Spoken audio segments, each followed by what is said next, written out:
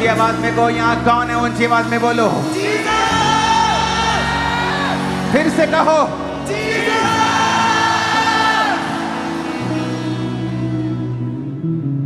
Miracles होते हैं, वो आज भी प्रार्थनाओं को सुनता है। कि मैं घर गई, मैंने प्रेयर को भी रिसीव किया और मैं अपनी फैमिलीज को भी बोलता हूं कई बार कि अपनी प्रेयर को लिखो, सोचो नहीं, लिखो, प्रेयर पॉइंट्स लिखो। उन प्रेयर पॉइंट्स के सामने कौन सा बाइबल का वचन है उसे लिखो। जब उस प्रेयर पॉइंट को करो, बाइबल के उस अध्याय को खोलो।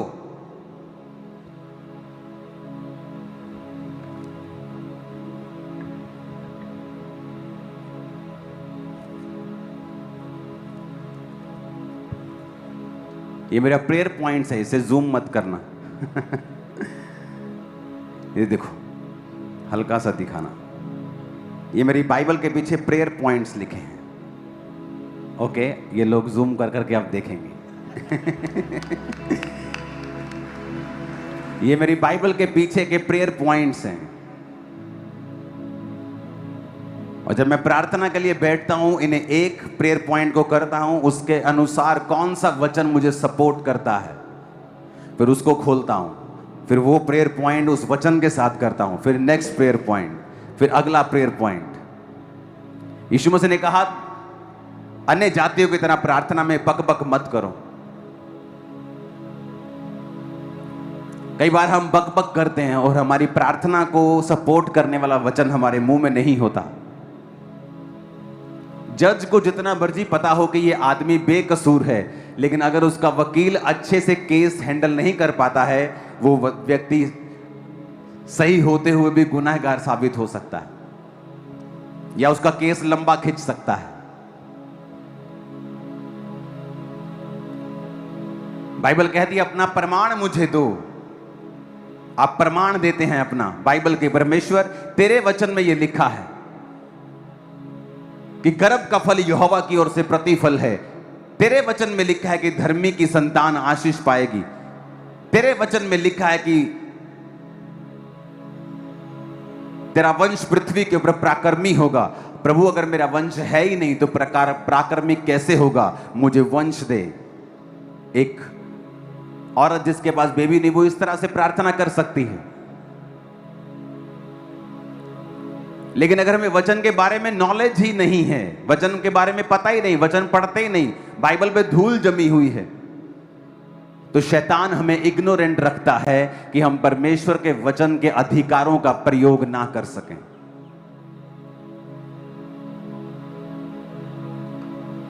परमेश्वर ने आज आपकी बीमारी के लिए कुछ नहीं करना है, उसने आज आपकी तकलीफ के लिए कुछ नहीं करना, वो ऑलरेडी कर चुका है। उसने अपने कामों को खत्म करके क्रूस पर बोला था, इट इज फिनिश्ड। अब हमें उन खत्म किए कामों के ऊपर बिलीव करना है और उन खत्म किए कामों पर विश्वास करके, उन्हें अंगीकार करके, उनकी घोषणा करके, उसके अनुसार जीवन को बिताकर उन सब चीजों को प्रैक्टिकली अपने जीवन में पूरा होते हुए देखना है। हालेलुया। आप कभी ग्रेटनेस की उस पोजीशन पे नहीं जा सकते हैं अगर आप परमेश्वर के वर्ड को फॉलो नहीं करते हैं। हर बेदारी परमेश्वर के वचन से शुरू होती है, हीलिंग प्रभु के वचन से शुरू होती है, ग्रेटनेस परमेश्वर के वचन से शुरू होती है। एक फल ही तो खाया था हवा ने और आदम को खिला दिया था। क्या था इसमें? कोई बड़ी बात थी क्या? फल ही तो खाया था। लेकिन बात अनआज्ञाकारिता की है, बात परमेश्वर के वचन की है, बात परमेश्वर के वचन को आदर देने की है। बात यह है कि आज आप उस परमेश्वर के वचन के ऊपर कितना स्टैंड लेते हैं, या आप उसे पर्सनलाइज करते हैं कि नहीं। हजारों लोग इस सिचुएशन में होंगे, लेकिन मैं आपको बता सकता हूं, उन हजारों ने परमेश्वर के वचन के ऊपर स्टैंड नहीं लिया।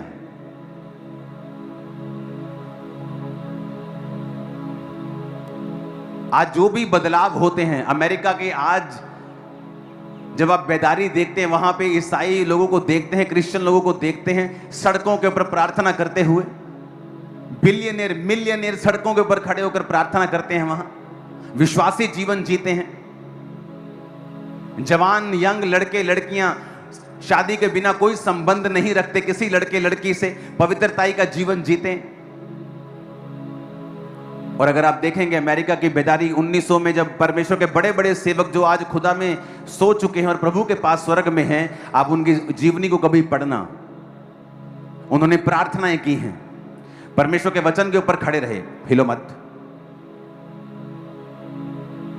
कि परमेश्वर तेरे वचन में लिखा है कि तूने हमें बीमारियों पर अधिकार दिया है। एक सेवक अड़ गया परमेश्वर के सामने, कनाडा का सेवक था, अमेरिका में उसकी सेवकाई थी, अड़ गया परमेश्वर के सामने, कहता प्रभु तेरे वचन में लिखा है तू चंगा करता है, मुझे ये चंगाई की सामर्थ्य चाहिए, कुछ भी कर मुझे चाहिए, या मुझे ले जा, मुझे दुनिया से ले जा, लेकिन मुझे ये सामर्थ्य चाहिए लोगों को हील करने की। और जब वो एक जगह पे जा रहा था प्रार्थना करते हुए, तो सामने से कोई टॉर्च लेके आ रहा था ऐसे चलता हुआ। उसे लगा शायद कोई चौकीदार है या कोई और आदमी है, तो वो जब टॉर्च लेके उसके पास आया, वो स्वर्गदूत था और उसके हाथ में बाइबल थी जो चमक रही थी। सुनो, ये रियल स्टोरी है। और उसने उस परमेश्वर के संत को कहा, परमेश्वर के दास को कहा कि आज लोगों के अंदर समर्पित जीवन नहीं है, आज लोगों ने अपना समर्पण परमेश्वर के सामने नहीं किया है, इसीलिए वो प्रेरितों के काम वाली सामर्थ्य भी उन पास्टरों की लाइफ पे नहीं है। वो ये कहकर स्वर्गदूत गायब हो गए और बाइबल भी गायब हो गई। और उस सेवक ने परमेश्वर के दर्शन को समझ लिया कि मैंने जो परमेश्वर के सामने जिद करके प्रार्थनाएं की हैं, परमेश्वर ने मुझे उसका उत्तर दिया है। और उसने प्रेयर्स करनी स्टार्ट की और एक स्ट्रॉन्ग हीलिंग अनॉइंटिंग उसकी लाइफ में आए और काम करे। अब ये हिस्ट्री में रिकॉर्ड है और सारी रिटन चीजें हैं। 1905 में जिस शहर में वो सेवा करने लगा था, वहां पे 1 लाख रिटन मिरेकल्स उसकी सेवकाई में हुए थे। और जब अमेरिका के डिपार्टमेंट्स ने उस शहर का सर्वे किया, और जब पूरे देश का सर्वे होता है, तो उसका जो शहर था पूरे देश का सबसे ज्यादा हेल्थी और चंगा शरीर वाला, जहां सब लोग चंगे थे, पूरे देश में वो शहर, वो कस्बा नंबर 1 था पूरे देश, पूरे अमेरिका में। क्योंकि इतने मिरेकल्स उसकी सेवकाई से हुए, इतने हीलिंग्स उसकी सेवकाई से हुई, क्योंकि एक परमेश्वर के दास ने स्टैंड लिया कि मैं परमेश्वर के वचन के ऊपर चलूंगा। जब आप परमेश्वर के वचन के ऊपर स्टैंड लेते हैं और खड़े रहते हैं, और ये बहुत बड़ा नहीं होता है, शुरुआत बहुत बड़ी नहीं होती है, छोटी सी होती है।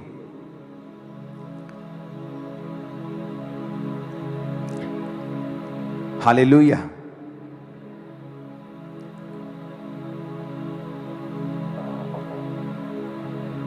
और दानियल 1 में लिखा, यहूदा के राजा यहोयाकीम के राज्य के 3रे वर्ष में बेबीलोन के राजा नबूकदनेस्सर ने यरूशलेम पर चढ़ाई करके उसे घेर लिया। और यहां पर लिखा, परमेश्वर ने यहूदा के राजा यहोयाकीम को परमेश्वर के भवन के कई पात्रों सहित उसके हाथ में कर दिया। अपने हाथों को उठा के कहो, आज जो कुछ मैं सुनने वाला हूं, मैं उसे सुनूं और फलों को लाऊं। जो मैं आज सुन रहा हूं, मैं उसे कभी ना भूलूं। जो आज मैं सुन रहा हूं, मैं फलों को लेके आऊं, ये फल बना रहे इन जीसस नेम। अब यहां पे अगर आप सुनेंगे तो उसने लिखा था, परमेश्वर ने यहूदा के राजा यहोयाकीम को परमेश्वर के भवन के कई पात्रों सहित उसके हाथ में कर दिया, और उसने उन पात्रों को शिनार देश में अपने देवता के मंदिर में ले जाकर अपने देवता के भंडार में रख दिया। अब आप सोचोगे, परमेश्वर ने अपना भवन क्यों शैतान के हाथों में पड़ने दिया? क्योंकि उस समय इज़राइल सारे वो गलत काम कर रहा था जो परमेश्वर के वचन के विरुद्ध थे। इज़राइल का राजा दुष्ट था और वो सब प्रकार के जादू और टोनों में और व्यभिचार में सम्मिलित था। जब एक व्यक्ति परमेश्वर से बिगड़ जाता है, तो परमेश्वर उसकी सारी महिमा को जो उसने दी होती है, उसे फिर शैतान के हाथों में दे देता है। इसीलिए वचन कहता है कि अन्य जातियों में तुम्हारे कारण मेरे नाम की निंदा होती है। जीसस ने कहा, क्यों? क्योंकि जब एक पास्टर बिगड़ता है, जब एक क्रिश्चियन बिगड़ता है तो परमेश्वर जब उसको बिगड़ता है उसको शैतानी लोगों के वश में करता है। शत्रु उसको लूटते हैं, वो शत्रुओं के वश में आ जाता है, वो कैप्चर हो जाता है। और लोग सोचते हैं शैतान ने काम किया। कई बार सारे काम शैतान नहीं करता है। यहां पर परमेश्वर का यह कार्य था कि परमेश्वर ने अपनी महिमा को भी जो उसे दी थी उसे खत्म कर दिया और अपने भवन के पात्रों समेत वो अपने सारी चीजों को अपने देवता के भंडार में उसने रख लिया। तब राजा ने अपने खोजों के प्रधान अशनपज को आज्ञा दी कि इजरायली राजपुत्रों और प्रतिष्ठित पुरुषों में से जवानों को ला, जो निर्दोष, सुंदर, सब प्रकार की बुद्धि में प्रवीण, ज्ञान में निपुण, विद्वान, राज मंदिर में हाजिर रहने के योग्य, और उन्हें कसदियों के शास्त्र और भाषा की शिक्षा दे। जो बेबीलोन का राज्य था वो बहुत तेजी से बढ़ रहा था, वो इतनी तेजी से एक्सपेंड कर रहा था और वो इतनी तेजी से देशों के ऊपर कब्जा कर रहे थे कि उनके पास जो स्टाफ था, जो अच्छा स्टाफ, जो राज्य कर सके, जो गवर्न कर सके, जो उन पर देख रेख कर सके, एडमिनिस्ट्रेशन कर सके, वो स्टाफ की कमी थी। क्योंकि वो देश बहुत तेजी से कैप्चर कर रहा था कि आज ये देश पे कब्जा कर लिया, अब अपना स्टाफ चाहिए, अपने लोग चाहिए जो उस देश का कोई गवर्नर बन सके, कोई हाकिम बन सके, कोई गृह मंत्री बन सके, कोई पुलिस ऑफिसर बन सके। तो इस कारण वो क्या करता था राजा, अब उसे अपने स्टैंडर्ड के लोग भी चाहिए कि ये नहीं अगर देश बढ़ रहा है तो वो क्वालिटी से कॉम्प्रोमाइज करे। तो उसने फ्यूचर के बारे में सोच के कहा कि मुझे अच्छे जवान इजरायली राजवंश में से ऐसे लोगों को लेके आ जो बुद्धि में प्रवीण हो। और वचन कहता है कि उनमें यहूदा की संतान में से चुने हुए दानियेल, हनन्याह, मिशाएल और अर्जिया नामक यहूदी थे। अब यहां पर ये 4 जन परमेश्वर के राजा के अंडर आ जाते हैं और राजा के पास चले जाते हैं।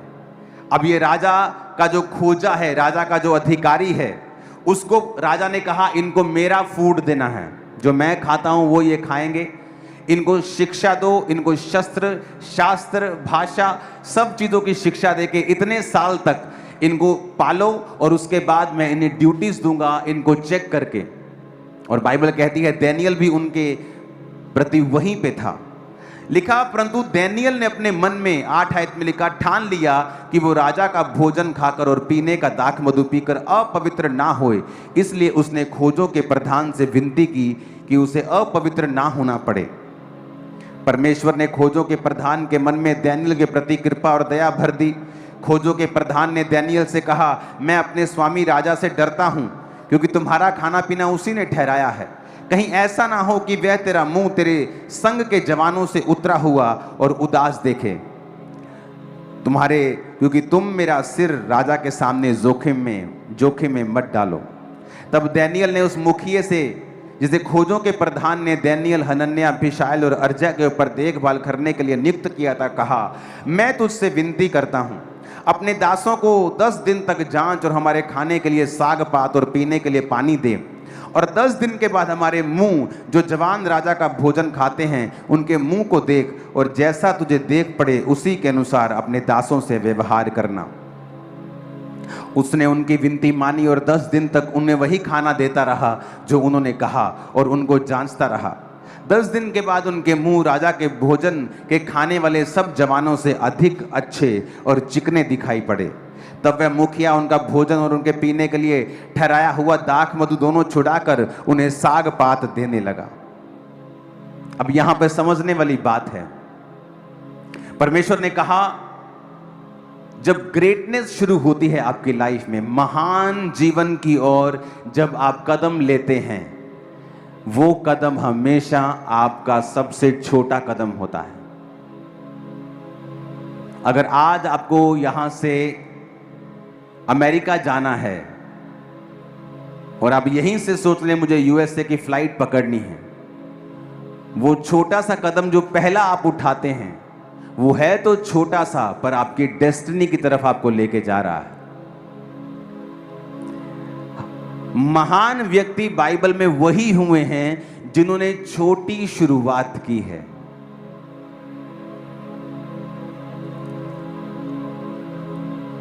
थोड़े दिनों के बाद जब राजा टेस्ट लेता है तो डैनियल और उसके 3 साथी बाकी लोगों से बुद्धिमान दिखाई देते हैं और वो उनके आकर समक्ष में सेवा करने लगते हैं।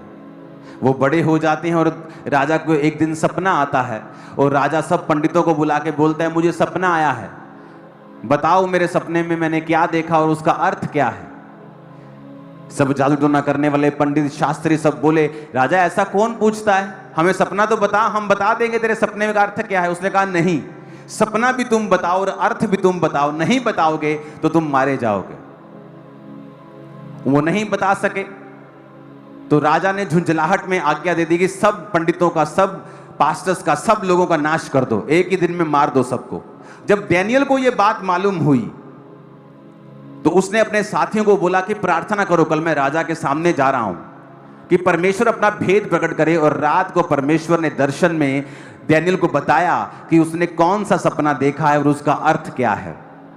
अब मेरी बात ध्यान से समझना, जब वो डैनियल राजा के पास मैसेज भेजता है और राजा उसका सपने का अर्थ समझने के लिए बुलाता है उसको अंदर, और डैनियल उसको एग्जैक्ट वही बताता है कि तूने एक मूर्ति देखी है जिसका सिर सोने का, जिसकी भुजाएं चांदी की, फिर पीतल, फिर लोहा, पैरों की उंगलियां लोहे और मिट्टी की बनी हुई, और इस तरह से वो बड़ा पत्थर आके उसको मारता है और वो चूर चूर हो जाता है और फिर बड़ा पहाड़ बन के पृथ्वी पे फैल जाता है। और राजा शॉक्ड हो गया और उसने कहा कि डैनियल को सबसे ऊंचा पद दिया जाए और डैनियल के 3 जो आगे लोग थे उन्हें प्रांत के मेन काम स्टेट के दिए जाएं।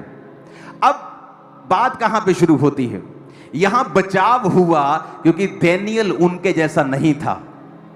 बचाव हुआ क्योंकि परमेश्वर ने डैनियल को दर्शन दिया और परमेश्वर ने डैनियल को दर्शनों के द्वारा ये चीजें समझाई। अगर डैनियल डर जाता और राजा का दाख मधु यानी जो नशीला पदार्थ है, अगर वो डैनियल को रोज पिलाया जाता और राजा का वो मूर्तियों के सामने चढ़ाया गया मीट जो वो चढ़ाते थे अगर डैनियल रोज खाता, परमेश्वर कभी भी डैनियल को सपने में इसका अर्थ नहीं बताते। वचन में लिखा है, दाख रस के मतवाले मत बनो, क्योंकि जो कोई व्यक्ति शराब के नशे में रहता है उसकी आत्मा हिली हुई होती है। एक चूहे जैसा व्यक्ति भी शराब पी के शेर के जैसी बातें करता है। क्यों? क्योंकि उसकी आत्मा जो है शराब स्पिरिट के ऊपर फर्क डालती है, वो दलेर कर देती है आदमी को। परमेश्वर ने कहा कि अगर तुम शराब से दलेरी लोगे तो मेरा पवित्र आत्मा भी दलेरी देता है। इसीलिए जब कई बार आप बहुत ही कमजोर फील कर रहे होते हैं और डरे हुए फील कर रहे होते हैं और आप परमेश्वर की प्रेजेंस में चले जाते हैं और 4, 5, 3 दिन, 2 दिन, 1 दिन प्रार्थना में बिताते हैं और सडनली आपके अंदर दलेरी आ जाती है। ये वही दलेरी है जो शराब पी के लोगों के अंदर आती है और आप में पवित्र आत्मा के जरिए आई है। इसलिए नए नियम में परमेश्वर ने कहा कि अगर तुम्हें शराब पीनी है तो फिर पवित्र आत्मा तुम्हें वो दलेरी नहीं दे सकता, क्योंकि वो दलेरी या तो तुम शराब से ले सकते हो या पवित्र आत्मा से ले सकते हो। तो इसीलिए परमेश्वर ने कहा था कि तुम शराब ना पियो, शराब उनको दो जो मरने पे हैं, जो उदास हैं। लेकिन आज ये वचन कोई नहीं पढ़ता। वो 5 ml जो किसी की बीमारी के लिए ठीक होने के लिए दवाई में डाल के दी, उस वचन को तोड़ मरोड़ कर वो शराब के पैग बना के पी सकते हैं, जबकि उन्हें यह नहीं पता है कि परमेश्वर शराब पीने की आज्ञा बाइबल में नहीं देता। उसको मालूम था, डैनियल को यह बात पता थी और उसने एक छोटा सा आज्ञा को माना। अगर डैनियल शराब के नशे में रोज रहता और उसकी स्पिरिट और उसका दिमाग उस अल्कोहल के इन्फ्लुएंस में होता, मैं आपको गारंटी देता हूं कि परमेश्वर कभी भी उसको दर्शन में उत्तर नहीं देते। डैनियल तब तो अपनी जिंदगी बचा लेता कि अब तो मैं बच गया हूं, अगर मैं विरोध करूंगा तो राजा मुझे मरवा देगा कि तू कौन होता है शराब ना पीकर, मेरे देवताओं का मांस ना खाकर चढ़ाया हुआ, तू अपने आप को क्या बेटर समझता है, मार दो इसको। उसके लिए क्या है, वहां पे लाखों बच्चे पढ़ रहे होंगे, कई बच्चे कई देशों से पढ़ रहे होंगे, वो हजारों ट्रेनिंग हो रही है, एक मर भी जाएगा तो राजा का क्या जाता है।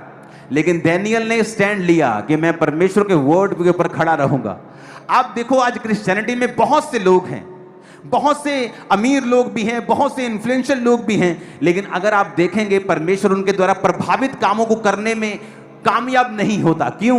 क्योंकि उनका जो जीवन है वो अनॉइंटिंग और वर्ड के अंदर पूरी तरह छुपा हुआ नहीं है। बहुत सी ऐसी चीजें हैं जो वचन के साथ वो ब्रेक करते हैं, इसलिए परमेश्वर उन्हें अच्छी पोजीशन पे होते हुए भी इस्तेमाल नहीं कर पाता है। दानियेल ने सोच लिया था कि मैं ये खाना नहीं खाऊंगा। अब दानियेल ने अपनी जान की परवाह नहीं की, और अपनी जान की परवाह ना किए बगैर उसने कहा कि भाई साहब तू मुझे साग पात दे दे, तू मुझे साग दे दे, तू मुझे सरसों का साग दे दे, मुझे तो तू गोभी आलू दे दे, और 10 दिन के बाद तो मेरा चेहरा देखना, अगर मेरा चेहरा उतरा हुआ हो, थोड़ा कम लाल हो, थोड़ा कम शाइन करे, तो तू वही खाना मुझे देना शुरू करना। और जब 10 दिन के बाद देखा गया तो जो मीट मांस खा रहे थे और बड़ा अच्छा खा रहे थे, उनका चेहरा गिरा हुआ था दानियेल के मुकाबले। ये पहला साइन था जो परमेश्वर ने दिया कि दानियेल, अगर तू मेरे छोटे से छोटे वचन को मान सकता है तो मैं तेरी जिंदगी में तभी काम कर सकता हूं, उसी तक वक्त काम कर सकता हूं। और तभी से परमेश्वर ने उसके जीवन में चिन्ह दिखाने शुरू किए। आप बड़े काम नहीं कर सकते हैं, आप बड़ी बड़ी चर्चेस नहीं चला सकते हैं अगर छोटे लेवल के ऊपर परमेश्वर के वचन को आपने नहीं समझा, और साथ साथ परमेश्वर आपको चिन्ह देकर आपकी सेवकाई और आपकी लाइफ को दृढ़ करता है, आपके विश्वास को वो दृढ़ करता है, आपको साइंस देता है। और वो साइन वो नहीं होते जो आप प्रभु से मांगते हो कि पहला मैनू साइन दे, जो तो मैनू बुलाया थे आवाज दे। नो, ये फुलिश चीजें हैं। परमेश्वर वो साइन देता है क्योंकि तुमने वचन को माना है, तुमने पहल की है, तुमने परमेश्वर को विश्वास के द्वारा अप्रोच किया है, और वो साइंस तुम्हें फॉलो करते हैं। लिखा था science and wonders will follow you. अगर तुम परमेश्वर पे विश्वास करते हो तो चिन्ह चमत्कार तुम्हें फॉलो करेंगे। और बाइबल कहती है दानियेल ने कहा मैं अपनी मौत ले सकता हूं पर मैं ये खाना नहीं खा सकता हूं। एंड में देखो क्या हुआ। अगर दानियेल शराब पीता तो जब राजा ने आज्ञा दी कि सब मार दिए जाएं, उनमें दानियेल भी होता। इतिहास गवाह है, बहुत से ऐसे क्रिश्चियन ऐसी आज्ञाओं के नीचे मारे भी गए हैं, आप पढ़ के देख लो। लेकिन दानियेल उस समय नहीं मरा क्योंकि उसने ठान लिया था कि मैं परमेश्वर के वचन को नहीं ब्रेक करूंगा। आप किसी के यहां काम करते हैं, वो छोटी सी 100 रुपए की चोरी आपके ग्रेटेस्ट फ्यूचर को खत्म कर रही है। वो 5 मिनट का व्यभिचार वो आने वाली ग्रेटेस्ट ग्लोरी को आपकी लाइफ से खत्म कर रहा है। वो 5 मिनट की चुगली, वो किसी के साथ जेलसी, वो किसी को डाउन करने के लिए योजनाएं बनाना, परमेश्वर के घर को पॉलिटिकल घर बना देना, वो तुम्हारी ग्लोरी को डिम कर रहा है, डाउन कर रहा है, और तुम ये बात को समझ नहीं पा रहे हो। वो तुम्हारी ग्लोरी अगर डाउन हुई तो जो फ्यूचर में परमेश्वर ने तुम्हारे लिए रखा हुआ है वो तुम तक कभी नहीं पहुंचता, क्योंकि तुमने अपने हिस्से को पहले लेने की कोशिश की है। या तो तुम उस एक्साइटमेंट को पहले ले लो 5 मिनट की, और उसके बाद जो फुल लाइफ में एक्साइटमेंट होने वाली है वो तुम छोड़ दो। तो या तो फिर परमेश्वर के वचन पे खड़े रहो। परमेश्वर के द्वारा दिया गया सताव आपकी ब्लेसिंग का कारण है। थर्सडे का वचन सुनो, पतमुस टापू के ऊपर जो प्रकाशित वाक्य लिखा गया, जैसे पढ़ने से सुनने से लोग ब्लेस हो जाते हैं। और जब रोमी लोगों ने देखा कि यूहन्ना का इन्फ्लुएंस बढ़ रहा है तो तेल के कड़ाहे में उसे मारने की कोशिश की। जब वो नहीं मरा तो उसको पतमुस नामक टापू पर भेज दिया, और वहां पे जीसस क्राइस्ट ने उसे दर्शन दिए थे। वो पतमुस नाम की जगह है जहां दर्शन दिए, वो ये जगह है जहां परमेश्वर ने अपने दास को दर्शन दिए थे। ये आज भी यहां मौजूद है, पूरी दुनिया के सैलानी यहां घूमने के लिए जाते हैं। ये ग्रीस के अंदर है, और जो यूहन्ना की चर्च थी और जिस 7 चर्चेस के बारे में उसने प्रकाशित वाक्य में लिखा है वो तुर्की में है। और तुर्की से कुछ ही किलोमीटर के बॉर्डर के ऊपर ग्रीस के अंदर ये पतमुस नामक टापू है। यहां पे इसलिए भेजा जाता था टापू के अंदर कि यहां खाना नहीं उगता था, तो जेल के कैदियों को यहां भेजते थे, और उनको घूमने की आज्ञा थी टापू के अंदर अंदर, क्योंकि उसके बाद सब पानी पानी था, कोई वहां से जा नहीं सकता था। तो वो धीरे धीरे वहां पे कोई नारियल पी रहा है, कुछ हल्का फुल्का कुछ खा लिया, मछली पकड़ ली, कितना आप कर लोगे। और धीरे धीरे भूख से और स्टारवेशन से उनकी मृत्यु हो जाती थी, और वहां पर उसको मृत्यु के लिए भेजा गया था। लेकिन परमेश्वर ने उस मृत्यु को आज तक की दुनिया की बेस्ट ग्लोरी में बदल दिया, और प्रकाशित वाक्य उसे दिया जो आज भी हमारे हृदय को हिला देता है। आप समझ रहे हो मेरी बात को? कैसे वचन पे खड़ा रहा, और 18 महीने पतमुस नामक टापू पे रह के 18 महीने के बाद परमेश्वर ने उस राजे की मौत कर दी, जिस राजे ने यह आज्ञा दी थी। और उस राजे की मृत्यु के बाद जब नया राजा वहां बैठा, परमेश्वर ने अपने दास को पतमोस टापू से निकालकर फिर वही जगह लेके आया। इमेजिन करो, राजा भी उसका कुछ बिगाड़ नहीं सका, क्योंकि परमेश्वर के वचन पे वो चलता रहा। मौत उसका बिगाड़ नहीं सकी, क्योंकि वो परमेश्वर के वचन पे चलता रहा। आज सबसे इंपॉर्टेंट है, क्या आप परमेश्वर के वचन के ऊपर चलते हैं या नहीं चलते हैं? अगर आप क्रिश्चियन हैं, आप हमेशा टाइथ निकालेंगे। अगर आप क्रिश्चियन हैं, आप रोज प्रेयर करेंगे। अगर आप क्रिश्चियन हैं, आप कभी चोरी नहीं करेंगे, चाहे आपके बच्चों को भूखा रहना पड़े। अगर आप क्रिश्चियन हैं, आप कभी भी परमेश्वर की देह की बदनामी नहीं करेंगे। आप कभी दूसरे व्यक्ति को डाउन करने की कोशिश नहीं करेंगे। बहुत से लोग ऐसा करते हैं, फिर बीमार हो जाते हैं, फिर दुखी हो जाते हैं, फिर पब्लिक में कुछ बताते नहीं, चुपचाप तौबा कर लेते हैं, मेल मिलाप कर लेते हैं, क्योंकि उनको वो दुख पता लगता है कि परमेश्वर ने जो उन्हें दिया है और वो परमेश्वर में सही चल रहे होते हैं, इसलिए परमेश्वर उनको ऐसी ताड़ना देता है। जो सही नहीं चल रहे होते हैं, उनको तो वो बर्बाद भी कर देता है। तो हमें यह समझना होगा कि परमेश्वर अपने वचन से प्यार करता है, वचन के जरिए ही उत्तर देता है, वचन के जरिए ही चंगा करता है, वचन के जरिए ही आजाद करता है, वचन के जरिए ही नेक्स्ट लेवल पे लेके जाता है। हालेलुया। आज कितने ऐसे मूर्ख अभी भी होंगे जो मीटिंग के बाद, इस मीटिंग के बाद तुरंत व्यभिचार में चले जाएंगे और शैतान ने उनकी आंखों को अंधा किया हुआ है। वो नहीं जानते वो क्या खो रहे हैं।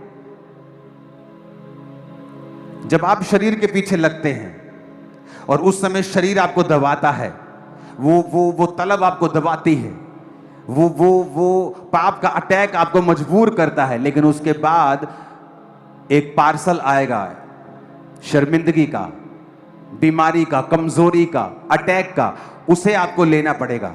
एक तरफ से परमेश्वर आपकी जिंदगी के द्वारा काम भी कर रहा होगा, लेकिन वो दुख भी आपको झेलना पड़ेगा, क्योंकि वो आपने अपनी लाइफ में खुद लिया है उस पाप को करके, उस वचन को तोड़ के। क्योंकि वचन कहता है कि जो बाड़ा तोड़ेगा सांप उसको डसेगा।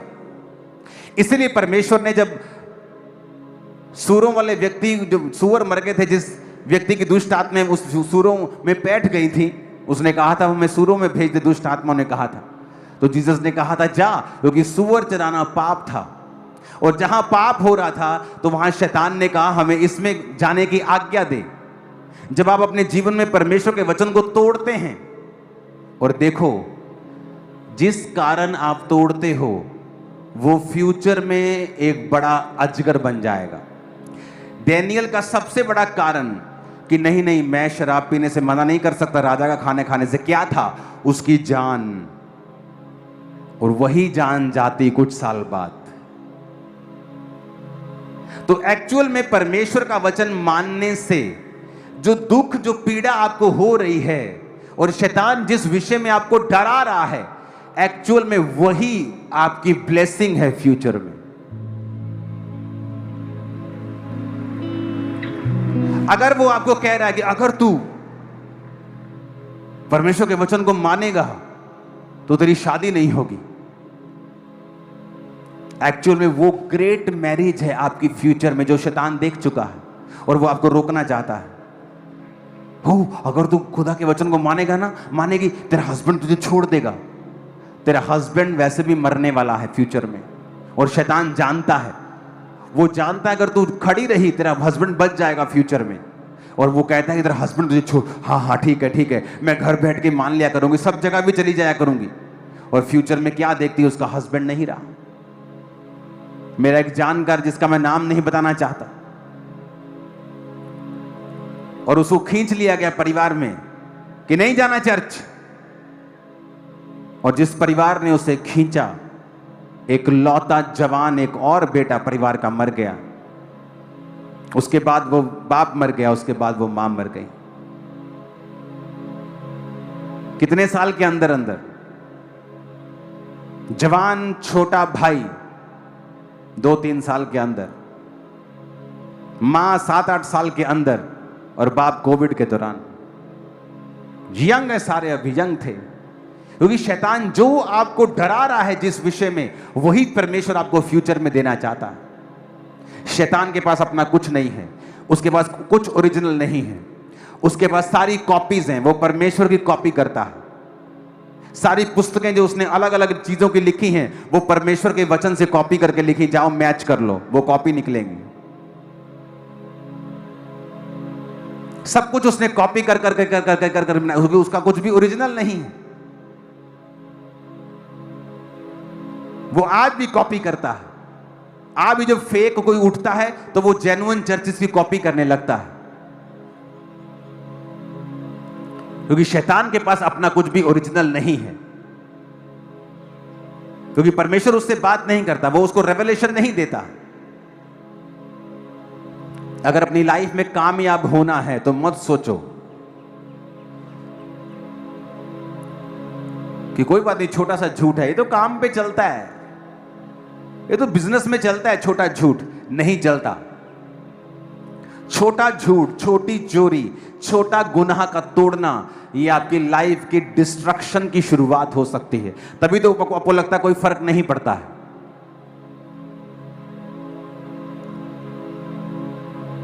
अपने पड़ोसी को बोलो, वर्ड नहीं तोड़ना है।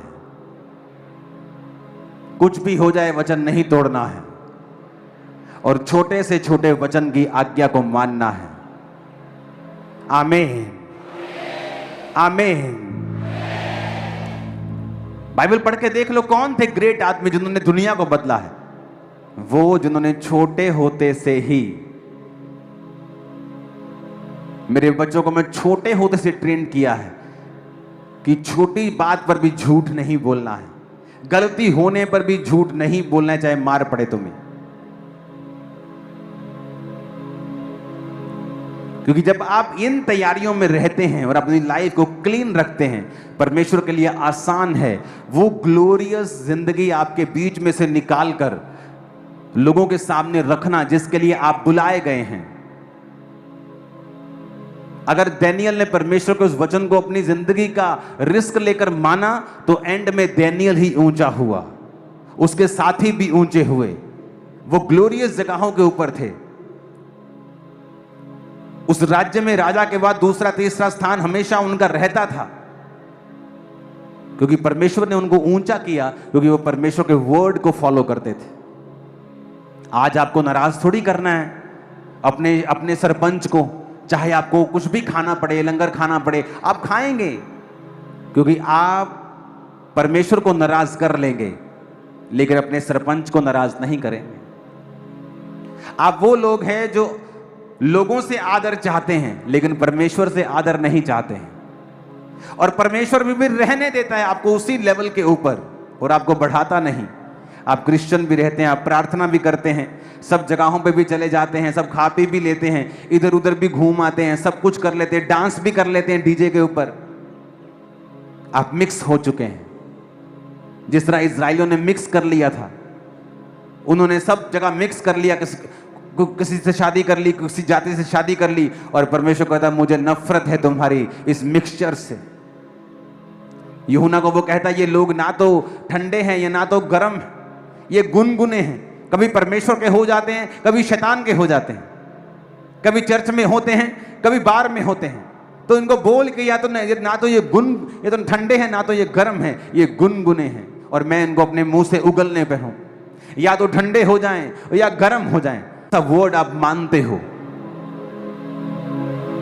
एक समय था जब मेरी फैमिली का बिजनेस मेरे रिश्तेदारों की सपोर्ट पे निर्भर था। एक समय था जब उन्होंने सपोर्ट किया था, और वही रिश्तेदार बुला के मुझे धमकाते होते थे कि बेटा इसको पढ़, तूने अपना धर्म छोड़ दिया, तू अपने धर्म से वापस आएगा, तेरे पास्टर को पीटेंगे किसी दिन।